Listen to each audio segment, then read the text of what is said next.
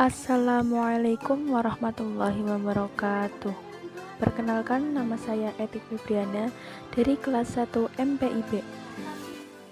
Di sini saya akan menjelaskan sedikit tentang perkembangan masa hidup manusia.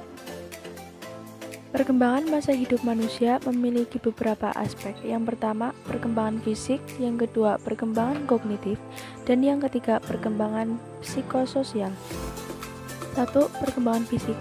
Perkembangan fisik pada manusia dapat mencakup pertumbuhan biologis, misalnya pertumbuhan otak, otot, tulang, serta penuaan dengan berkurangnya ketajaman pandangan mata dan berkurangnya kekuatan otot. 2. Perkembangan kognitif. Perkembangan kognitif pada manusia mencakup perubahan-perubahan dalam berpikir, kemampuan berbahasa yang terjadi melalui proses belajar. Dan yang ketiga, perkembangan psikososial. Perkembangan psikososial berkaitan dengan perubahan-perubahan emosi dan identitas pribadi individu, yaitu bagaimana seseorang berhubungan dengan keluarga, teman-teman, dan gurunya. Di sini, fase dan tugas perkembangan pada manusia dibagi menjadi 9, yaitu yang pertama, prenatal atau pralahir. Masa ini merupakan periode masa pertumbuhan yang luar dari satu sel hingga menjadi organisme yang sempurna dengan kemampuan otak dan perilaku yang dihasilkan kira-kira 9 bulan dalam kandungan. Yang kedua, masa bayi atau infasi. Masa ini merupakan periode perkembangan yang merentang dari kelahiran 18 atau 24 bulan.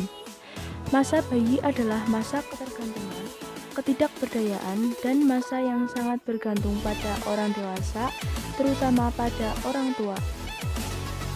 Yang ketiga, masa awal anak-anak. Pada masa ini, periode perkembangan yang menentang dari masa bayi hingga usia 5 atau 6 bulan.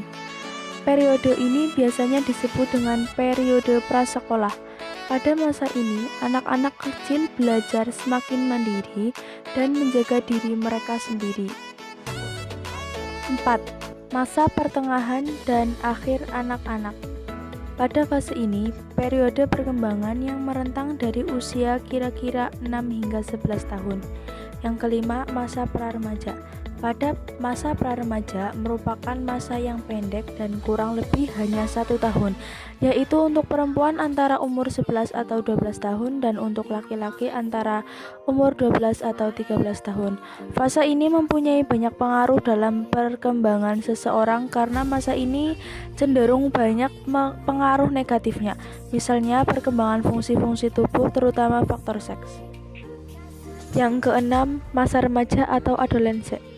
Pada masa remaja terdapat masa remaja awal dan masa remaja lanjut. Pada masa remaja awal, biasanya terjadi pada umur 13 atau 14 sampai 17 tahun. Dalam fase ini, perubahan-perubahan fisik terjadi sangat pesat dan mencapai puncaknya. Yang ketujuh, masa awal dewasa. Pada masa awal dewasa ini merupakan periode perkembangan yang bermula pada akhir usia belasan tahun atau awal usia 20 tahun dan yang berakhir pada usia 30 tahun. Yang kedelapan adalah masa pertengahan dewasa atau middle adulthood. Pada masa ini adalah masa seseorang untuk memperluas ketertiban dan tanggung jawab pribadi dan sosial. Dan yang terakhir adalah masa akhir dewasa. Pada masa ini adalah masa penyesuaian diri atas berkurangnya kekuatan dan kesehatan, menatap kembali hidupnya, pensiun, dan penyesuaian diri dengan peran-peran sosial baru, serta masa transisi yaitu masa menyesuaikan kembali. Sekian yang dapat saya sampaikan. Wassalamualaikum warahmatullahi wabarakatuh.